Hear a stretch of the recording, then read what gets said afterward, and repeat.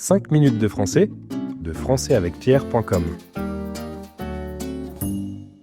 Salut tout le monde!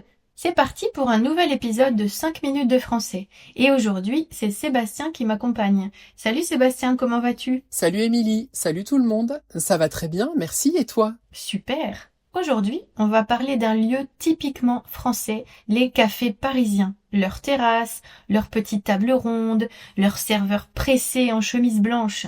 C'est un symbole de Paris. Oui, un vrai cliché, mais dans le bon sens du terme. Les cafés, c'est une institution.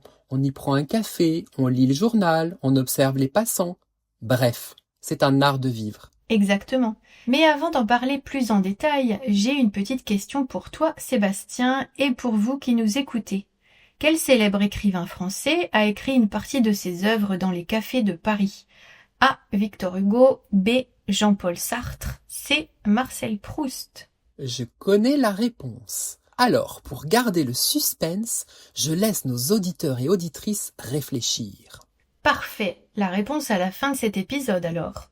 Bon, commençons par un petit retour dans le passé. Le premier café de Paris aurait ouvert au XVIIe siècle sous le règne de Louis XIV. Oui, il s'appelait le Procope, dans le quartier de Saint-Germain-des-Prés.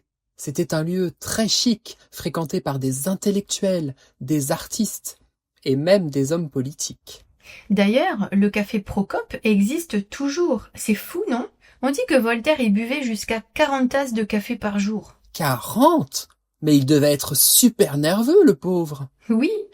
Et au XVIIIe siècle, les cafés deviennent des lieux de discussion, parfois même de révolte. C'est dans les cafés que les idées de la Révolution française se sont propagées. Et plus tard, au XIXe siècle, avec les grands boulevards et les terrasses, les cafés deviennent aussi des lieux de vie quotidienne. On y parle politique, on y écrit, on y refait le monde.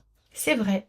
Et c'est là que les cafés deviennent un véritable symbole culturel. Oui, surtout au XXe siècle. Des écrivains célèbres se retrouvaient au Café de Flore ou au Deux Magots, à Saint-Germain-des-Prés. Ce sont des lieux mythiques. On y croisait Albert Camus, Boris Vian ou encore Juliette Gréco.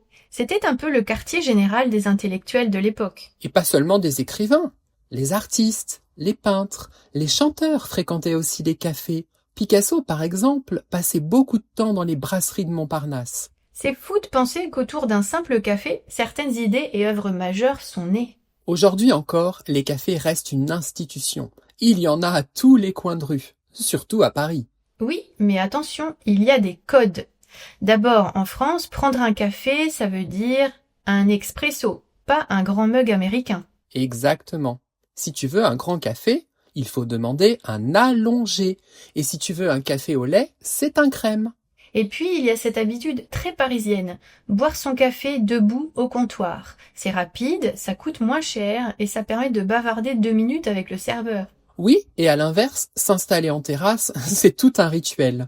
On peut y rester des heures, avec un café qui refroidit, juste pour regarder les passants.